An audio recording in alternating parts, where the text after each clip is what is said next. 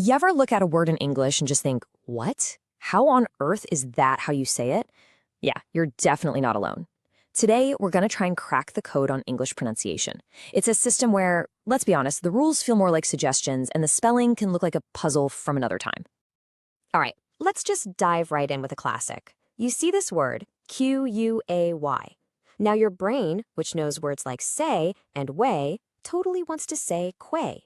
Makes sense, right? But nope, the correct pronunciation is key. So, what's going on there? This one little word perfectly sets up the puzzle we're going to piece together today. So, we're diving into some of the toughest words in the English language. But listen, this isn't just about memorizing a long list. What we're really doing is hunting for the hidden patterns, the history, the logic that explain why these words are so darn tricky. By the end of this, you won't just know how to say them, you'll actually get why we say them that way.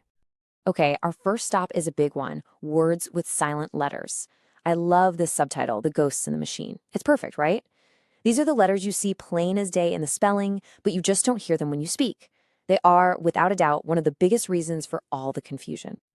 Just look at these examples, and these are words we use all the time. We've got salmon, where the L is totally silent, subtle, where the B just vanishes, and debris without the S sound. Same thing for that second B in plumber and the H in air. They're complete ghosts. So the big question is, why are they even there? And here we go. This slide gives us a fantastic clue using the word subtle. Basically, centuries ago, some very smart scholars decided to add that B to show everyone that the word came from Latin. But here's the kicker. People probably never actually said the B sound. The letter was added just for show, to prove its fancy origins. You know, these silent letters often point back to a word's history. And a lot of that history involves other languages. This brings us perfectly to our second big pattern, those tricky borrowed words, what linguists call loan words. English has basically been vacuuming up words from all over the globe, and it often keeps a little piece of the original pronunciation, which can really set a trap for us. I mean, English is like a linguistic magnet, right? It's pulled in words from everywhere. French, of course, had a massive impact, but we also have words from Italian, Spanish, German, you name it. This borrowing makes English incredibly rich and expressive. But yeah, it also turns it into a pronunciation minefield.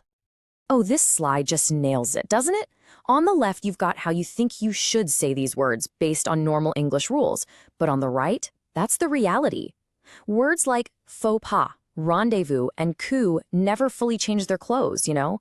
They're still walking around with a French accent, even though they're a part of everyday English. And this linguistic borrowing goes way beyond just French. We say pizza without Italian flair. Quinoa holds onto its roots from Spanish and even further back to the indigenous Quechua language. So the takeaway here is pretty cool. When you say these words correctly, you're not just speaking English, you're actually speaking a little piece of history from another culture. All right, for our last big category, we're looking at words that are, 100% English, but still find a way to trip us up. The problem here isn't some ghost letter or a foreign accent, it's the very structure of the word itself, specifically its vowels and the number of syllables. You see, our brains are wired to find the easiest, most natural-sounding rhythm in a word. We just instinctively add or drop syllables to make things flow better when we talk. But English spelling doesn't always play along with that flow, and that's what leads to some of the most common pronunciation mistakes, even for people who've been speaking English their whole lives. This table lays out some absolute classics. So many people say mischievous, adding an extra syllable when it's really just three, mischievous. We all shorten probably to probably in conversation. And how many of us add an extra vowel to athlete, making it sound like athlete? These might seem like tiny little changes, but technically, they're not quite right.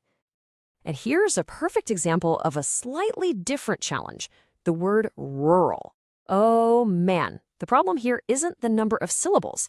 It's that gnarly combination of the R and L sounds squished together.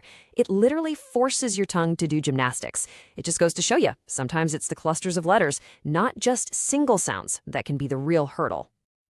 Okay, so we've looked at the main culprits behind all this confusion, silent letters, loan words, and those sneaky syllable traps. But knowing the problem is only half the job, right? So now, let's put together a simple little toolkit you can use to crack the code on pretty much any new word you run into. It really just boils down to asking yourself 3 quick questions. When you see a word that looks a little weird, first, just scan it. Do you see any potential silent letters, like weird letter combos? Second, ask yourself, does this look like it could be from French or Spanish or another language? And third, just take a second to carefully count out the syllables. This little process tackles the three main patterns we've covered.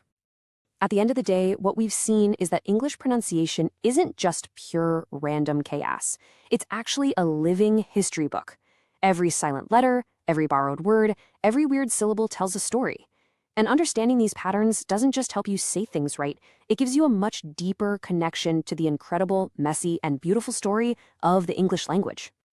And all this leads to a really fascinating final thought I want to leave you with. Language is never finished, it's always changing. The correct way to say something today was probably considered an error a few hundred years ago. So the question is, if enough of us start saying probably instead of probably, at what point does that common mistake just become the new correct? That's the living, breathing nature of language for you. Thanks for joining me.